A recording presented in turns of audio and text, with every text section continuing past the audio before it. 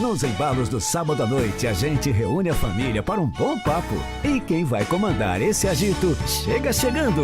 Lá vem ela. Boa noite, Amanda.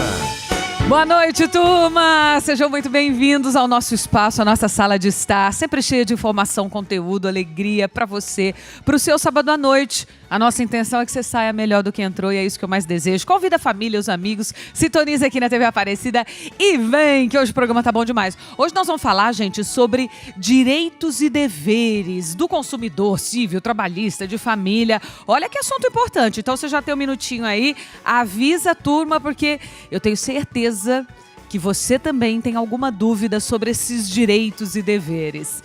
E a minha reflexão para você hoje, para que você possa pensar bastante durante essa semana, fala sobre comunicação. E eu estava pensando esses dias, né? Como o jeito como a gente fala as coisas, como o poder das palavras muda muitas vezes o rumo do resultado. A comunicação é uma das forças mais transformadoras que nós temos à disposição. É através dela que a gente conecta ideias, traduzimos emoções e construímos pontes entre mundos muitas vezes tão diferentes.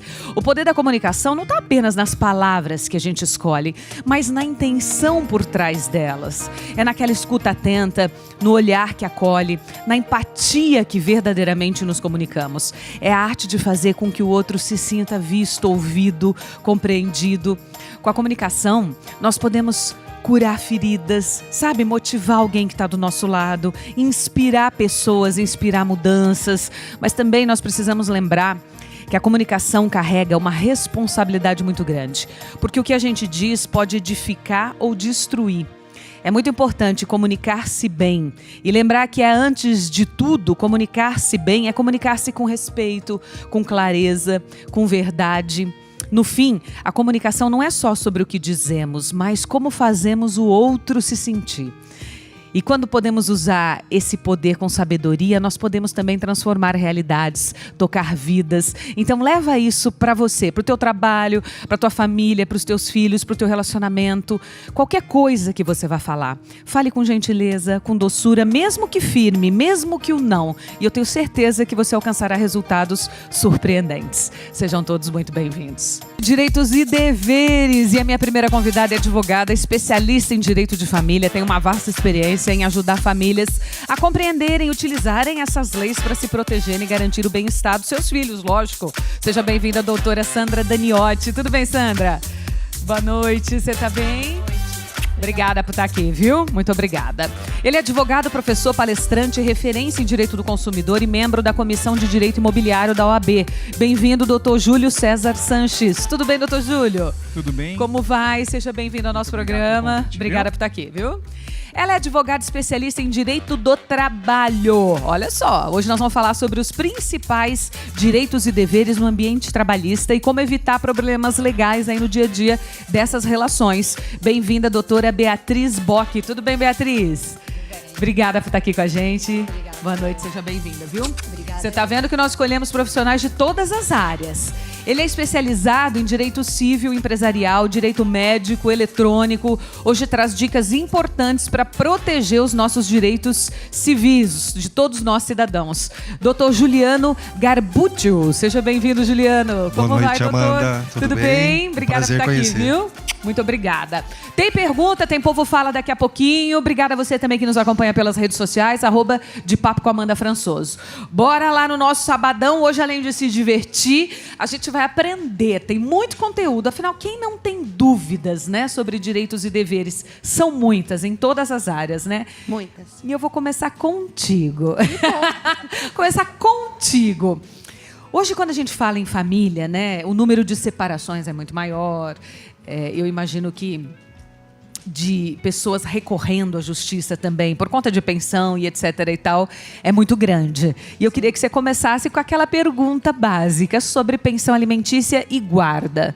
O que é que leva uma mãe a procurar justiça? Quando ela deve fazer isso? Né? Tem mães que talvez se apressem, né? Conseguiriam talvez numa conversa com o pai. Às vezes não dá para ter essa conversa porque a relação não está assim tão amigável. Sim. Quando é que, na sua opinião, ela deve ir para a justiça e como é que isso funciona? Na verdade, se bate a porta da justiça quando você não consegue esse acordo, essa questão amigável que se torna muito difícil, porque quando o casamento chega ao fim, porque no início é tudo muito bom, não é? As pessoas não estabelecem as regras e não pensam no final. E neste final é que começam as brigas e desentendimentos, e aí, quando há filhos, principalmente, então a discussão, porque aquele que pode, porque a pensão é quem precisa, a necessidade e a possibilidade. Mas quando se começa a pensar, não, mas eu vou pagar a pensão, mas é para a mãe, não é para a criança, como é que funciona isso? Então, essas regras não são claras, então há necessidade de um profissional e de que um juiz decida por essa família. Não é o perfeito, tá, Amanda? Porque o certo é que as pessoas se entendam. Mas, infelizmente, isso acontece. E aconteceu muito mais depois da pandemia. Na época da pandemia. O valor depois. ainda é 30%? Então, do nós salário não do pai, temos é isso? nós Ou não da temos mãe? estabelecido na lei, não é uma regra ainda, tá? Mas, assim, jurisprudencialmente, usual é que seja, ninguém pode pagar mais além do que 33,33%, que é 1/3 dos seus ganhos. Não é? Só que, para estabelecer a pensão, tem que se perceber que situação é que vive aquela criança, aquela família. Cada caso é um caso. Então, uma criança que tem uma vida abastada, que tem uma condição melhor, ela não pode ter uma condição diminuída em razão da separação, do divórcio dos pais. Então, tudo isso tem que ser analisado. Então, se paga proporcionalmente daquilo que se ganha. Entendi. Eu estava até conversando com o doutor Juliano antes, né, doutora? A gente estava falando sobre o tempo das ações. É assim, vocês são advogados, né, super importantes, enfim, renomados, mas a gente que é muito de fora, a gente fala, ai meu Deus, vou entrar com uma ação, Senhor Jesus, quanto tempo isso demora? É tudo muito demorado na nossa cabeça. É assim mesmo, Juliana? As ações são muito demoradas? Qual será que é mais rápida e menos rápida? Infelizmente, sim, né? Segundo os dados do Conselho Nacional de Justiça do ano passado, um processo no Brasil leva em média 4 anos e 3 meses, né? Isso também se dá porque foram contabilizados 84 milhões de ações, que equivale a quase 1/3 da nossa população do Brasil, né? Então, o que acontece? Acaba sobrecarregando o judiciário. E cada processo também, ele é muito peculiar, né? Existem processos mais simples, que não demandam tantas provas, e outros que vão necessitar de ouvir testemunhas, de uma perícia médica, né? Então, o tempo de uma ação é a pergunta do milhão, né? É o que a gente queria saber e é o que a gente mais escuta na advocacia, né? Doutor, quando que vai sair a minha sentença, né? E hoje os atendimentos são online, as audiências são mais online, isso não deixa um pouco mais rápido as coisas? Depende, né? Pode falar, depende Júlio. do local, né? Se Pode é falar, online. fica à vontade. Ajuda bastante. A audiência online, ela dá uma força. O processo, ele se tornou eletrônico. No passado, o processo era físico, era mais cansativo. A promessa, né, era que o processo digital e as audiências online, tudo seria mais rápido, mas não é. Mas eu tenho uma boa notícia. Pelo menos na minha área, que eu faço muito uso capião, tem uso capião fora de Osasco, menos de 1 ano, decisões, né? Então, o uso capião, que é tão falado, até o leigo fala, o uso capião deve ser muito demorado, 10 anos. Tem decisões aí de menos de 1 ano, 1 ano e meio. Mas isso aí, ó, gente, tudo que eu sou super leiga, vou perguntar como público que está em casa assistindo. Depende do advogado, da força do advogado, da impetuosidade, depende da sorte. O juiz pegou o meu aqui e tal. Ou tem alguma artimanha que o advogado possa ter para tornar mais rápidas as coisas? Amanda, você entrou num ponto, acho que muito importante aqui. Nós estamos aqui com vários advogados importantes, bons advogados. Tem colegas que podem falar, eu sou amigo do juiz, amiga da juíza, que eu sou amigo dentro do fórum, tenho amizade. Isso não existe. Na verdade, não existe. Hoje depende muito do caso, da complexidade, como o doutor falou, e além da complexidade, também do fórum que vai cair, se tem mais processos, menos processos. Essa história de causa-ganho, amigo de juiz, isso não existe. Eu concordo. Não é verdade, doutora? Mas, assim, infelizmente, a gente ainda lida com aquilo, quem pode mais chora menos. Né? Então, o processo, o que você tem que saber é conhecer o processo, conhecer Verdade. a causa, conhecer as provas e lutar por isso. Você tem que acreditar naquilo que você está defendendo. A gente fica com uma impressão que não estão lendo direito tudo que a gente mandou.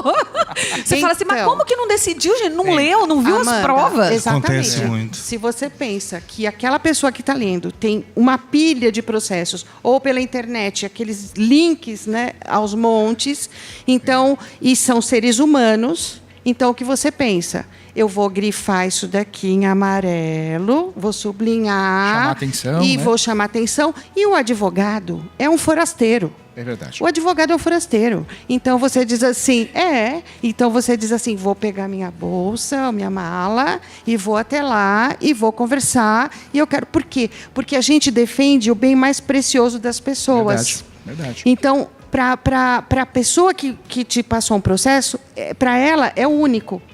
Né? Para nós, não. Mas para ela é o único da vida dela ou dele. Ô, Beatriz, o trabalhista é mais rápido? Depende, né? Tem, assim, casos que pode chegar na primeira audiência, fazer um acordo, né, entre as partes, ou também, aí, igual que o doutor aqui falou, né, gerar perícia, fazer uma perícia técnica para apurar uma insalubridade, uma periculosidade, depois ter uma audiência de instrução, para depois ter a sentença. Então, não é tão rápido assim. Também pode durar aí mais ou menos de uns 3 a 4 anos. Mas o que eu vejo muito é cliente, às vezes, que ele procura querer sair de um outro advogado para você resolver a causa dele, achando que a culpa é do advogado. Da morosidade. Isso. E eu vejo que não é assim, né? Eu vou ter que explicar para ele, olha, você vai ter que pagar 2 advogados no final das contas, né? Porque o advogado vai cobrar e o outro também vai. Mesmo que eu troque de advogado, que a pessoa troque, enfim, ela tem que pagar o valor total combinado com o advogado, mesmo que no meio do processo Também ela troque. depende, né? Depende se o advogado fez um contrato. Exatamente. Né? Ah, entendi. Se foi só de boca ou se ele fez um contrato com o seu cliente, você quer dizer? Isso, exato. Entendi. Mas, Amanda, é bom entrar nesse assunto, porque o leigo, quem está nos assistindo, imagina, vou trocar de advogado, vou resolver o problema. E não é. Porque a luta nossa como advogado também é tentar vencer os desafios, os erros do Poder Judiciário. A doutora que atua muito bem no direito de família, tem sentenças de divórcio que o juiz coloca lá, os filhos não receberão pensão. Você vai ver, não tem pensão porque não tem filho, né? Ou divórcio consensual, que não tem briga, né, doutora? É o copia e cola, né? Tem tudo isso. Pede para citar quem já assinou a procuração para a doutora, não é? E o juiz, o desembargador, sei lá, os assessores, recebem qualquer advogado que quiser chegar lá para conversar pessoalmente, eles são obrigados a receber? Sim. Sim. Sempre. É uma das nossas prerrogativas, né, como advogado, é ser recebido em qualquer órgão judicial mediante um prévio O cliente aviso. não pode ir. Se eu estou com uma ação e eu quero conversar com o juiz, eu posso ir ou só o meu advogado? Não. Pode ir, mas se ele vai ser atendido, aí vai outros depender muito do 500. juiz, né?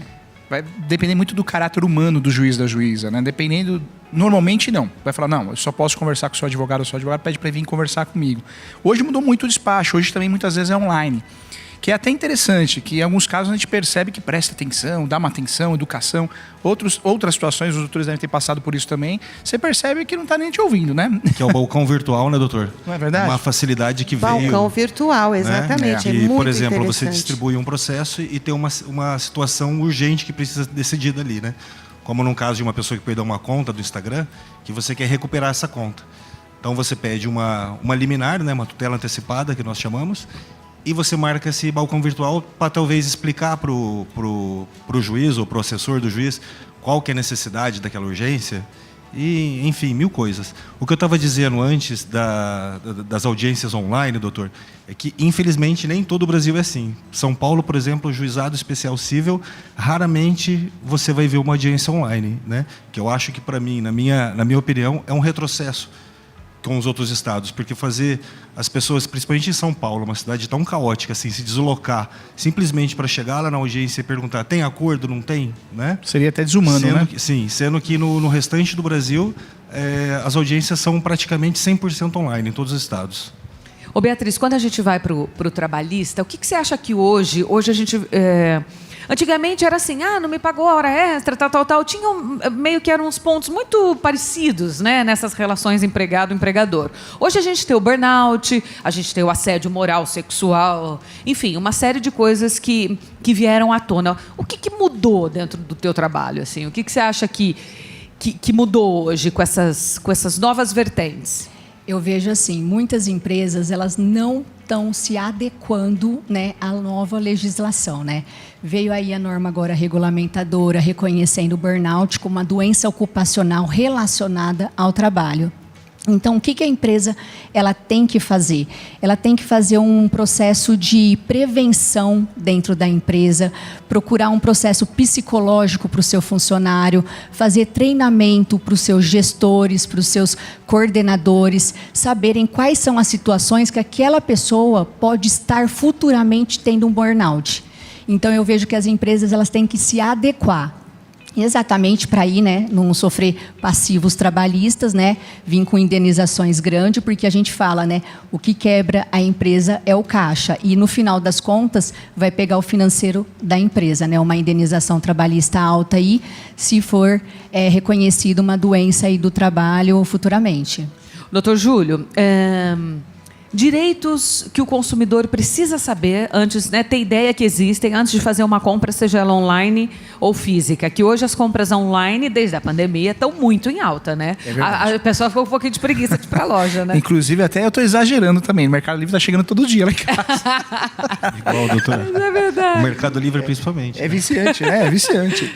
Eu acho que a principal atenção que tem que ter é prestar atenção no site.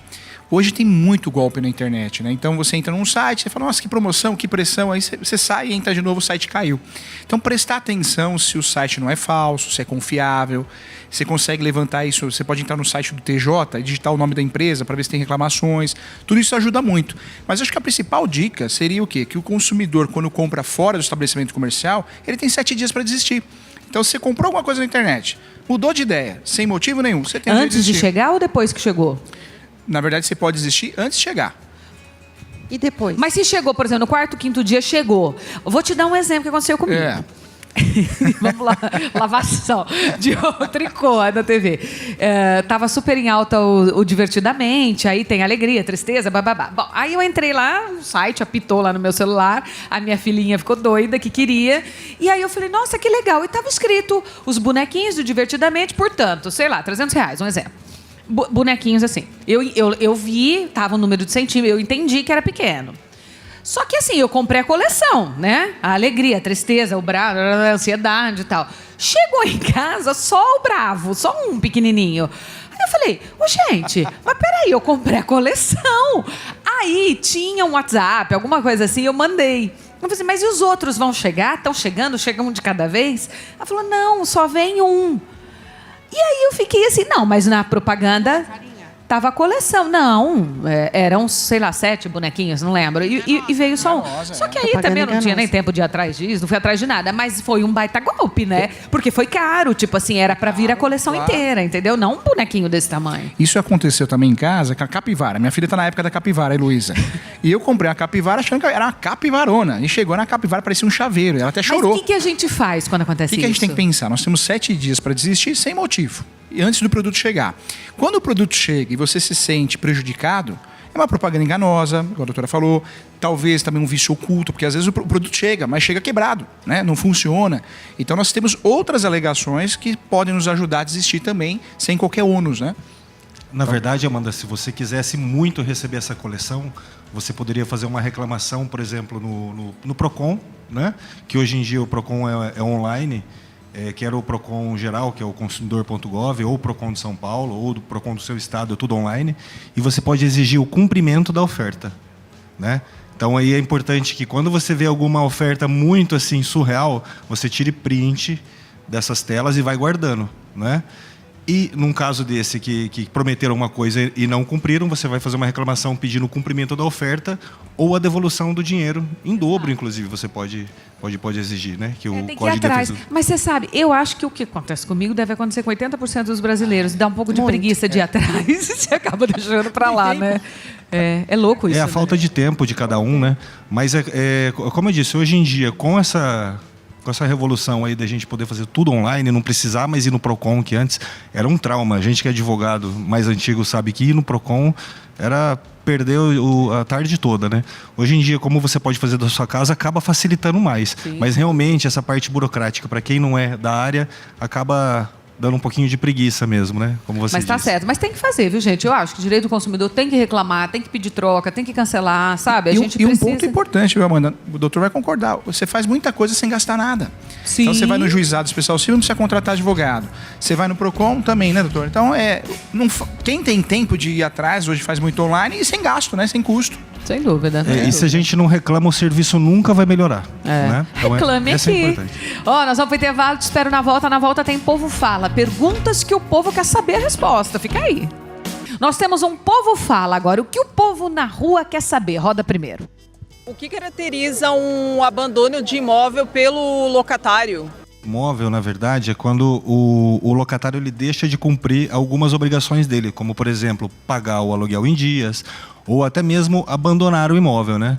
Isso daí é uma rescisão, isso aí causa uma rescisão por culpa do locatário. Aí ele não tem mais direito de morar lá, mas ele fica com uma dívida com o locador? Ele tem que pagar isso de algum jeito ou ele diz, eu não tenho dinheiro e acabou?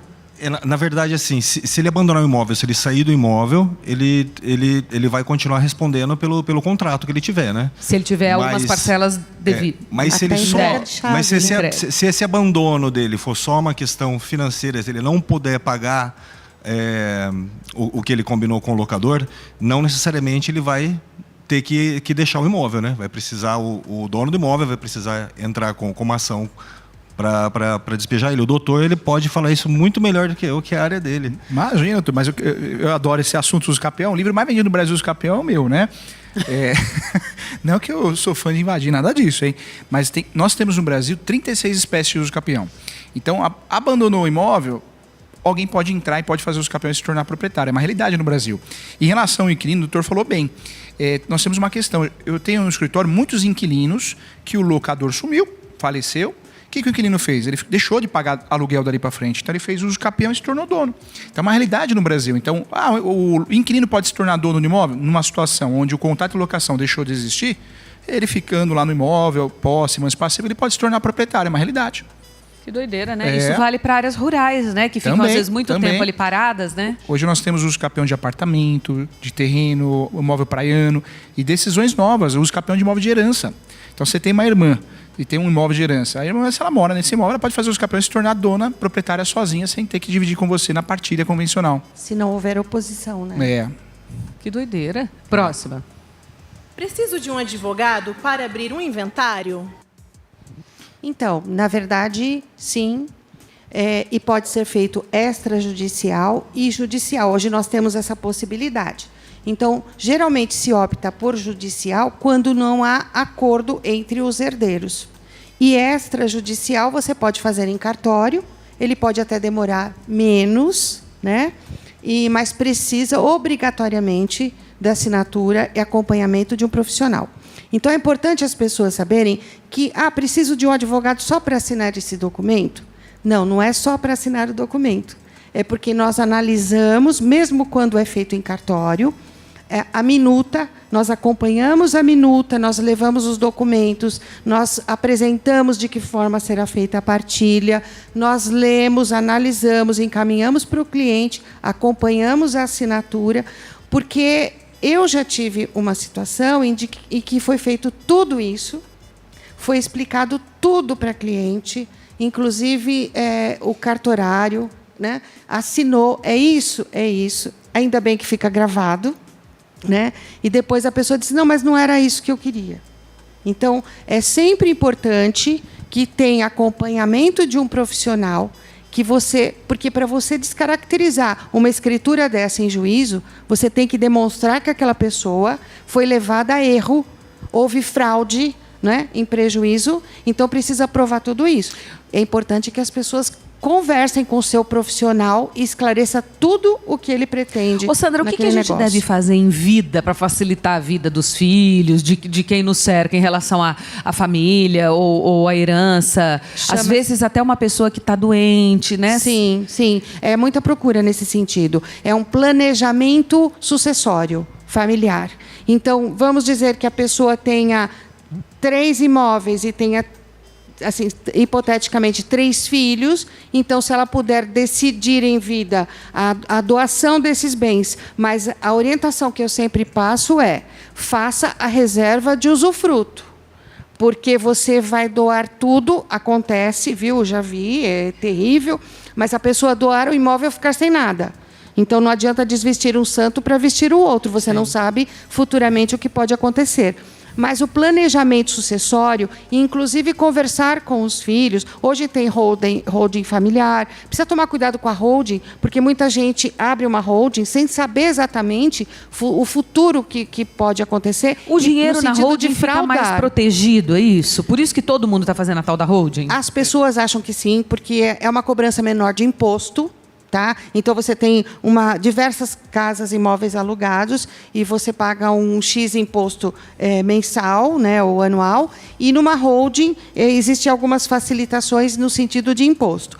Porém, a lei, né, que beneficia essa questão da holding não foi para o que está sendo, infelizmente, utilizado. Porque muitos casos nos procuram, doutor, eu quero abrir uma holding porque eu tenho dívida X, porque eu não quero pagar pensão, porque eu não quero dividir esse patrimônio. Porque parece que o dinheiro fica meio escondido ali. Isso. É isso? Na verdade, eles criam a holding para tentar blindar o patrimônio, né, da família. Isso aí é muito, muito utilizado principalmente por quem tem mais condições, né?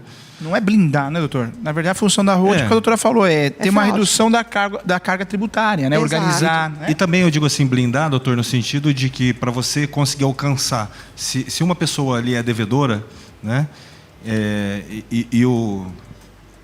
Ia poder acabar perdendo esse imóvel, a partir do momento que passa a propriedade para a empresa, fica muito mais difícil do credor, né, conseguir acessar esse patrimônio, né? Agora a gente estava falando nos imóveis, né? Quando você compra um apartamento, ele passa a ser seu só depois de pagar o ITBI, fazer tudo aquilo. Só é dono quem registra. É um ditado antigo, mas real, né? As pessoas acham no Brasil que fez escritura pública com tabelão de notas. Sou dono, sou proprietário. Mesmo não é. que tenha um comprovante do dinheiro de não sei quantos milhões que você depositou na conta da outra pessoa. Você tem que fazer o quê? Pegar e registrar a escritura pública no cartório de imóveis competente. Aí a matrícula de propriedade faz você ser dono. Antigamente era transcrição, hoje matrícula, né? Mas você só é dono quando você tem o registro. Qualquer outro documento que você tenha, contado de gaveta, escritura pública, formal de partilha, seja bonito ou feio o documento, você é posseiro, possuidor, né? Você tem posse. Mas é discutível, né? Porque as pessoas vão ficar desesperadas. Não tem escritura definitiva, não tem na certidão de propriedade no cartório. E agora? Então, nós, né, mas advogados... Peraí, a pessoa só não tem isso porque, às vezes, ela não tem, naquele momento, o dinheiro para pagar o ITBI, por exemplo, que é muito alto. Eu acho que é falta, às vezes, de orientação, falta de dinheiro. Mas foi feita uma pesquisa, 75% dos imóveis no Brasil são irregulares. E quando a gente fala de 75%, imóveis de luxo, né? Irregulares, Brasília, olha. né? Tem aquele bairro lá que é gigantesco. Então, não é só a periferia, mas bairros de luxos, vários bairros tem aí um fator de irregularidade. Porque é uma loucura mesmo, né, gente? Você compra um apartamento de 4 milhões, você paga 150 mil de imposto? Sim. É complicado, né? Aí, a orientação, doutor, me corrija se eu estiver errada, mas assim, para as pessoas não se desesperarem, juntar todos os comprovantes de pagamento. Verdade, né? Porque verdade. tem que ter indício de que ele adquiriu aquele bem e que pagou por isso. Para provar a posse, pega lá o contratinho de gaveta, foto, imagem, e faz uso capião. E contrata um advogado. Mas usa o capião é depois de quanto tempo? Morando no Na imóvel? verdade, eu estou lançando um livro agora que é Uso Capião Sem Posse. Por que sem posse? Porque as pessoas acham que precisa ter 5, 10, 15 anos para fazer uso capião. E não é verdade. Você faz uso capião com um dia de posse. Como que funciona isso? Eu compro a sua posse, você tem 10 anos de posse. Eu faço uso capião no meu nome, sem posse nenhuma, eu nem pisei no imóvel. Então, existe a possibilidade de você fazer uso capião sem posse. Mas, para isso, eu preciso comprar a posse ou ter a posse cedida. A cessão de posse, né? O contrato de gaveta de posse. Infelizmente, esse assunto é mal estudado. Outro assunto importante também é a REURB.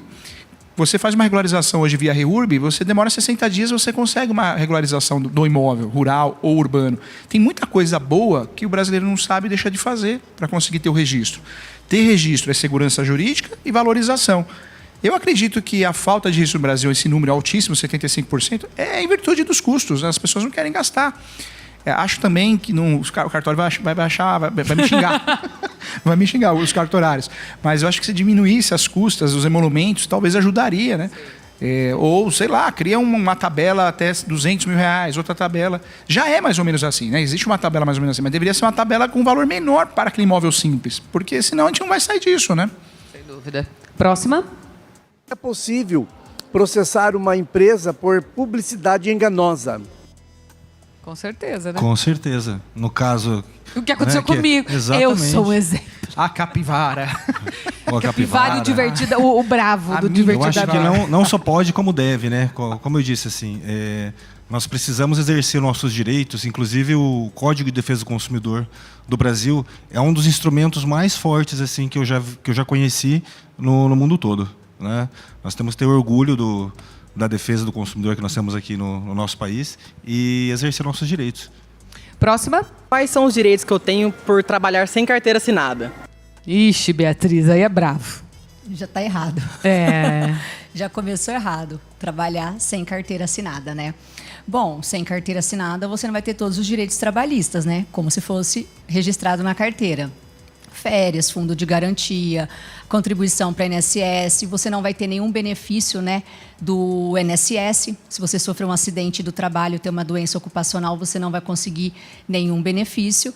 Além disso, né, isso daí pode gerar até indenização para a empresa de estar trabalhando com um funcionário com todos os requisitos de uma CLT. Ô Beatriz, por que a pessoa insiste em não registrar o funcionário? Eu sei que tem os impostos, os encargos, mas eu vejo muita gente, até pessoas próximas, que, por exemplo, tem a doméstica lá, paga no fim do ano, dá as férias, o 13º, paga todos os encargos, mas não registra de fato.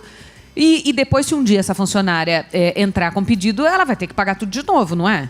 Sim, se ela entrar, ela vai ganhar, né? Se ela Com tiver certeza nos que ela não tinha requisitos, né? Se ela tiver a habitualidade, a remuneração, se ela provar que ela é subordinada por alguém, né? Trabalhar aí numa jornada, principalmente empregada doméstica, né? Acima de 3 dias na semana já tem o vínculo. Então, ela tem que estar todos os requisitos ali da CLT. E por que você acha que as pessoas ainda têm essa resistência? Por conta de imposto? Eu acho que é por conta de imposto também. E também, às vezes, você confia muito, né? A pessoa, ela fala que ela não quer ser registrada. Mas eu sempre falo, é bom registrar independente. Se essa pessoa não quer ser registrada, ela não vai trabalhar para você. Acontece muito de alguém que está recebendo o seguro, né? E fala assim, não me registra não, deixa eu receber o seguro. Aí ele quer receber o seguro, mas quer trabalhar. Aí, na verdade, se ele entrar na justiça, ele vai ter que devolver o seguro. E pessoas que já estão aposentadas? Continua normalmente, assim, CLT e continua também contribuindo para o INSS. Mas eu quero dizer, a pessoa diz para mim, eu não quero ser registrada porque eu tenho mais de 62 anos, né, tal, tô na aposentadoria, não quero ser registrada. Eu não registro, por exemplo. E se ela entrar na justiça depois, ela ganha? Ganha, sim. Amanda, agora, peço até licença, uma dúvida minha. Tem aquela questão também, 3 meses de experiência não precisa registrar. Não é verdade, né, doutora? Não, tem que registrar, né? Tem que registrar desde o primeiro dia? Tem que registrar desde o primeiro dia. Não dá nem pra sentir um pouquinho, você vai gostar da pessoa. Então, aí tem a parte da experiência, né? Tem o contrato de experiência, né, doutora? Tem o contrato de experiência, mas o certo é... Porque tem gente que acha que o contrato de experiência você não tem que ser registrado. Não é verdade. A partir do primeiro dia você tem o registro. Até que o contrato de experiência você tem os mesmos direitos, normalmente. Se você for demitido ali no contrato de experiência, você tem uma multa para pagar. Mas essa pessoa tem os mesmos direitos. Férias proporcional, 13º proporcional, depósito do fundo de garantia, multa dos 40%, normalmente. E existe, inclusive, né, doutora Beatriz, se Deus o livre sofre um acidente... Não é verdade? Então tem direito ao recebimento do INSS afastamento e tudo mais. E se for um acidente de trabalho? Isso que eu acho que é o pior. Trabalhou um dia, tem direito. Ou seja, aquela desculpinha, 3 meses eu te registro para ver se é bom, não dá mais. Muito bom, tô adorando o programa, aprendendo bastante. Intervalo, te espero na volta. Até já. Estamos de volta, @de-papo com Amanda Françoso é o nosso Instagram. Hoje o programa... Olha, eu estava comentando aqui com eles no intervalo, que eu ficaria aqui, 5 horas conversando com eles, porque nós temos tantas dúvidas, é engraçado, né? São coisas tão rotineiras, que fazem tão parte do nosso dia a dia, mas a gente tem tanta dúvida. É tão legal quando você pode reunir uma turma que fale de todos os assuntos, é muito bom. Agora, vamos lá. Doutor Júlio, se eu for no restaurante, não gostar, pedir um prato maravilhoso e não veio maravilhoso, não gostei, veio muito salgado ou apimentado, ou pedi um vinho, achei que ele estava com gosto estranho, passado, porque acontece isso às vezes, né? Acontece. O que eu posso fazer? sempre que acontecer uma situação diferente, eu sempre oriento a fazer prova. Então, o caso da baratinha que eu falei para Amanda antes, né, da gente iniciar o programa. Veio um restaurante chique, considerado aqui em São Paulo, na Avenida Paulista, veio uma baratinha, viva. Né? Então, o que a pessoa fez? Ela filmou, imediatamente ligou o celular, a esposa também ligou o celular e filmou. Aquilo foi uma baita de uma prova, uma sacada, porque se acontece um fator desse, se você não tem foto, não tem vídeo, não tem nada, como que você vai provar isso? Fica o dito pelo não dito. Então, acho que é sempre importante criar a prova. Poderia pedir a troca do prato? Não sei, né? Você vai confiar em comer? Não sei, fica difícil, Depois né? de achar uma barata, gente, Difícil, eu não ia pedir nunca a troca do prato. Difícil. Mas a ideia é fazer prova. Tira foto, filma. Você fazendo prova, você consegue discutir. Caberia até dando moral, num caso desse. Se eu tô num supermercado e, sem querer, bati o braço e quebrou um azeite no chão, eu tenho que pagar ou aconteceu e tá tudo bem? Tudo é igual o doutor falou, depende, tem discussão. O direito ele é traiçoeiro, no Brasil tem jurisprudência para tudo, né? Mas em regra, sim. Mas falando da jurisprudência brasileira, entende que não, porque é o risco do negócio. É igual caixa de banco. A doutora fala melhor que eu nesse assunto, certamente. Caixa de banco, às vezes o banco quer cobrar, deu diferença no caixa, o banco quer cobrar a diferença do caixa ou no mercado. E entendo por fora, né, doutora, que o risco do negócio é do banco, é do mercado, e é a mesma coisa. Fazendo uma conexão, é o risco do negócio. Uma criança passar, quebrar um vidro, né? Bater. Então, a ideia da jurisprudência é que não, você não tem que assumir um risco, é um risco do negócio. Quem tem que assumir é o empresário, né, o fornecedor de produto e serviço. Sandra, guarda compartilhada ou unilateral? Vem-se uma conversa, que eu não sei se é um mito ou não, de que a maioria dos juízes dá guarda compartilhada. Salvo em casos muito extremos, fica com uma das partes. Isso é um mito ou isso é real? Real. Pelo seguinte, porque a guarda compartilhada hoje é lei. Então, nós tivemos uma alteração. Antes ficava assim, guarda unilateral, tem algumas espécies, ou fica com um ou fica com outro, que é a unilateral. Mas hoje nós temos a compartilhada. O que é a guarda compartilhada? Fixa o endereço da criança com um dos guardiões, né? Que pode ser a mãe ou pode ser o pai, porque hoje a situação está bem diferente. Mas se compartilha o quê? Não se compartilha as visitas, porque as pessoas confundem. Guarda compartilhada não é guarda alternada, 15 dias com um, 15 dias com outro. Quando está os 15 dias com a mãe, eu não pago pensão. Não tem nada a ver com isso. Compartilha o quê? As responsabilidades para com o menor, para com a menor, para com a criança. Divide as responsabilidades. Isso. A pensão continua sendo a mesma. A mesma. Tanto se é a guarda unilateral ou se é compartilhada. Exatamente. E então, qual é o benefício da guarda unilateral, por exemplo? O benefício e o malefício de uma e de outra? Então, na guarda compartilhada, porque antes tinha-se a tendência de que a guarda seria só da mãe. Então, começou aquela coisa toda, não, mas o pai também tem direito, precisa fazer as visitas, precisa ter uma convivência maior com a criança. Tanto é que hoje não se usa mais o termo visitas, e sim convivência, né, que é o mais correto. Então, se começou essa história. Para que se diminuísse, tanto é que hoje o número menor de atribuição de guarda é a unilateral. Tá? Então, o benefício é que você pode compartilhar as responsabilidades com o pai. Então, hoje você vai matricular sua filha numa escola. Por quê? O filho. Por quê? Porque aquela escola é melhor, é uma escola bilíngue, é uma escola que oferece isso, aquilo, outro. Olha, então a situação é essa, mudou. O que você acha? Então, um bom relacionamento entre pai e mãe não é só discutir a questão do pagamento. E qual que é o benefício da unilateral? A unilateral... A mãe faz o que quer? Veja só, Amanda, unilateral, para uma decisão de unilateral, é necessário que o juiz ou a juíza que decide, ela perceba que aquele guardião, que pode ser o pai ou a mãe, tenha mais aptidão, mais condições de cuidar daquela criança. É essa a situação. Então, mas ela não precisa da satisfação. Se ela quiser viajar, ela viaja. Se ela quiser unilateral, ela decide tudo. Ela decide tudo na guarda o pai não dá pitaco. Unilateral. Não. Mas, veja, se você começar, viaja, não dá satisfação, porque ela tem, ou ele tem um pai. Então, na verdade, diz assim, olha, eu vou viajar com a criança hoje, tem visita no sábado que vem. Aí o que acontece? Não, mas eu vou viajar, eu tenho a guarda unilateral, vou viajar, não preciso da satisfação. Então, aí o pai vai dizer assim, vai buscar a criança não está. Mas viajou, não me deu satisfação.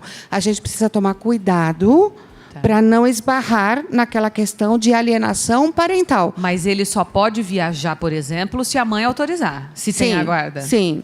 Então, o que eu aconselho é que, amigavelmente, as partes se entendam e comunique. Olha, estou indo viajar, vou fazer uma viagem internacional. Então, sempre que fizer uma viagem internacional, é obrigatório que tenha assinatura do pai e da mãe, sendo unilateral ou compartilhada.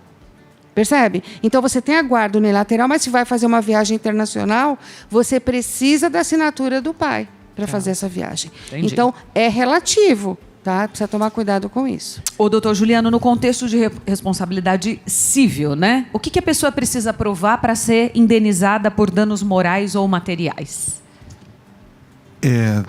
A gente sempre fala que a pessoa precisa primeiro provar que uma relação com aquela empresa, com aquela outra pessoa, né? Que aconteceu algo com alguém. A segunda é que o fato que ela diz que aconteceu gerou um dano, né? Que é o que a gente chama de nexo causal. Então, por exemplo, assim, num caso, vamos supor um caso médico, a pessoa ela vai ser internada numa clínica e acabam derrubando ela e ela vem a falecer dentro do hospital, né? Então a pessoa vai precisar provar, a família no caso, que ela estava sob os cuidados do hospital, que ela caiu dentro do hospital e que daquela queda resultou a morte dela. Então seria isso daí. Tem muito. Você falou agora de um assunto que eu não tinha parado para pensar. Tem muita ação contra hospital? Sei lá, foi na UTI, Muita. não deu o tratamento certo? Muita. A judicialização na área da saúde é um tema que preocupa bastante o judiciário.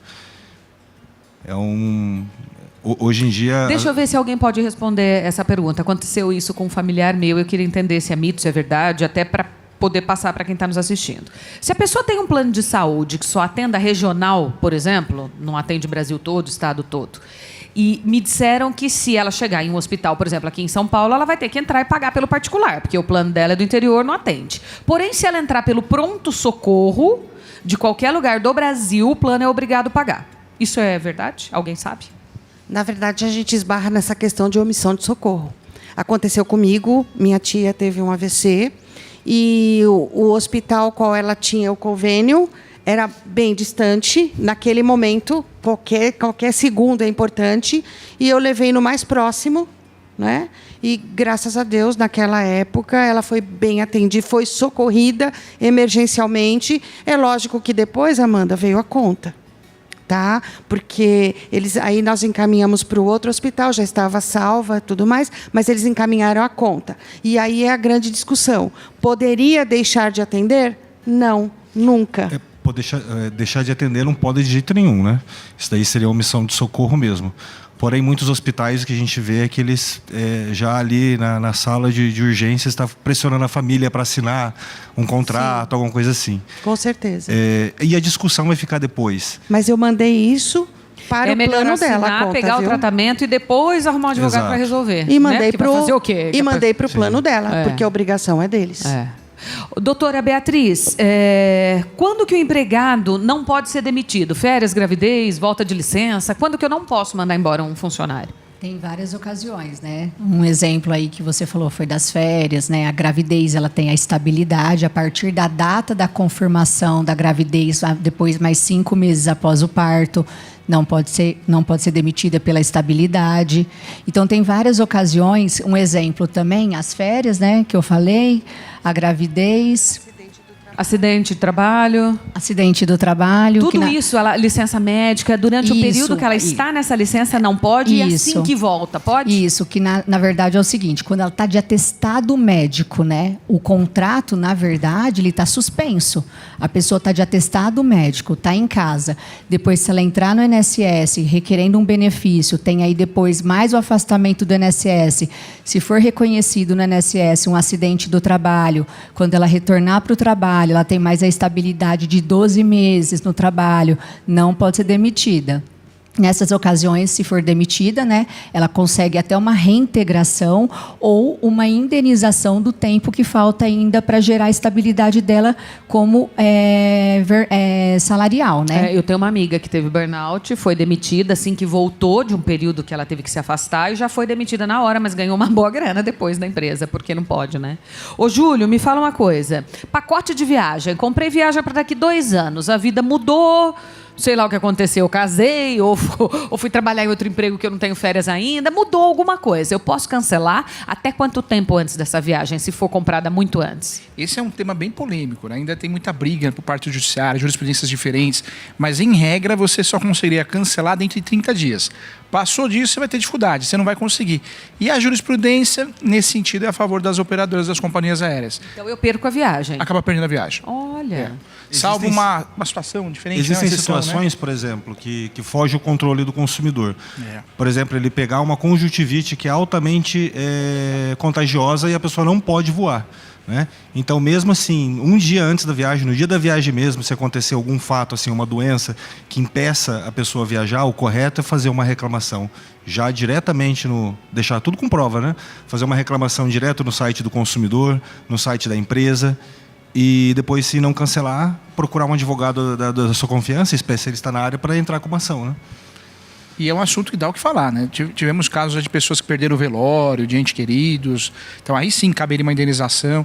Tem muitas situações Porque aí que a acontecem, empresa, né? por exemplo, cancelou o voo, você quer dizer? Cancelou, mas teria que ficar provado que a empresa que foi culpada e não uma situação de segurança, né? Então, o clima do aeroporto, então houve um comunicado qual é acima da companhia. A partir do momento que foi um erro da companhia, ela assume a responsabilidade. Esses são os casos fortuitos internos que a gente chama, né? Por exemplo, uma aeronave que ela precisa passar por uma manutenção ou algum outro problema assim que não é um problema meteorológico, que acaba ou cancelando ou atrasando o voo da pessoa. Todo mundo tem direito a procurar uma indenização depois. Porque às vezes você nesses perde casos. um trabalho ou uma coisa importante, como você disse, um velório, sei lá, né? Ô Sandra, o que é alienação parental? Alienação parental é quando o genitor ou a genitora começa a fazer campanha contrária contra o outro que não detém a guarda. Então, por exemplo, essa questão de pensão alimentícia, então você nunca deve chegar e ficar falando para o filho, olha, sabe por que você não tem uma camisa bonita? Porque o seu pai não paga pensão, ou vice-versa, porque hoje as mães também pagam pensão, né? Ou então, não, olha, vem buscar... Não, eu não permito que você vá porque agora a sua mãe está namorando, então eu não quero que você tenha contato. Então você não vai. Olha, a sua mãe judia de você. Olha, ela não comprou... Está namorando... Está namorando, problema da pessoa. Exatamente, porque uma questão é a questão do casal, esse casal, e a outra questão é a questão do filho, da filha. Então, procurar nunca envolver a criança nessa questão, nesse litígio de vocês, por mais grave que seja. Né? Deixar blindar essa criança para evitar esse tipo de situação. Porque o pai e a mãe vão ser até debaixo d'água, não tem jeito, até o final da vida. Então, tem que achar um meio de conviver melhor.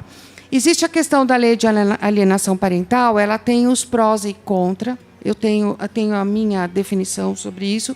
Mas, assim, existe a lei que é justamente, ela veio para preservar direitos dos genitores, porque não havia limite. Então, tem que se respeitar a questão da visita, tem que respeitar a criança nos horários dela, tem que respeitar o genitor ou a genitora. Porque se, inclusive, as crianças que apresentam graves problemas psicológicos posteriormente, em fase adulta, você vai fazer um levantamento, são crianças que sofreram alienação. Né? Quando pequenas, porque via essa história toda, essa briga entre pai e mãe e a falta de respeito. Então, se você não respeita a mãe do seu filho, quer dizer, o seu filho vai ser um agressor amanhã, a sua filha. Então, você vai gastar com psicólogo.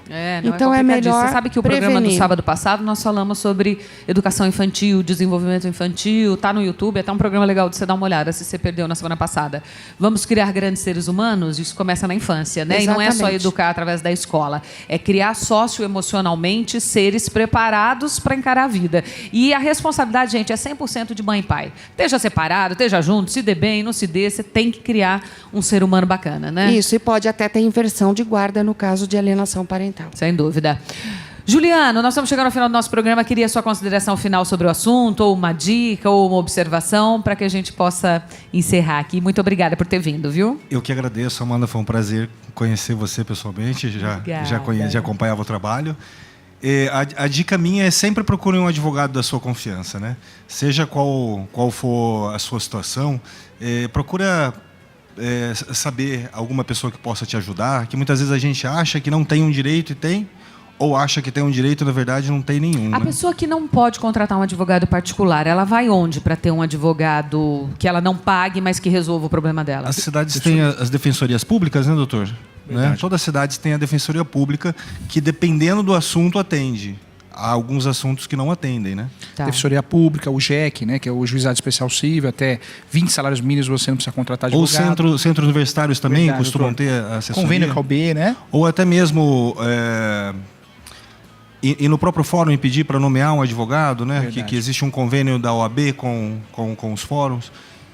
Legal. Beatriz, obrigada, viu? Imagina, obrigada eu. Adorei aqui conhecer os colegas de trabalho. Com certeza manteremos contato. Obrigada. Júlio, obrigada por estar aqui com a gente. Eu que viu? agradeço, Amanda. Parabéns. Acho que a energia é muito boa do programa, dos colegas. Foi muito legal, foi muito gostoso. Que bom, sejam sempre bem-vindos. Sandra, obrigada, querida. Eu agradeço o convite e a mensagem é o seguinte: sempre que contratar um profissional, diga para ele a sua expectativa, o que você quer que ele faça no trabalho, mas nunca use o advogado como arma contra o outro, né? Mas sim na defesa dos seus direitos. Certíssimo. Espero que esse programa tenha sido de grande valia para você. Para mim foi, eu adorei, viu? Segunda tá no YouTube. Obrigada pela companhia nessa noite de sábado, que você tenha uma semana incrível. Obrigada, nossa equipe. Até sábado que vem. Tchau, gente. Valeu.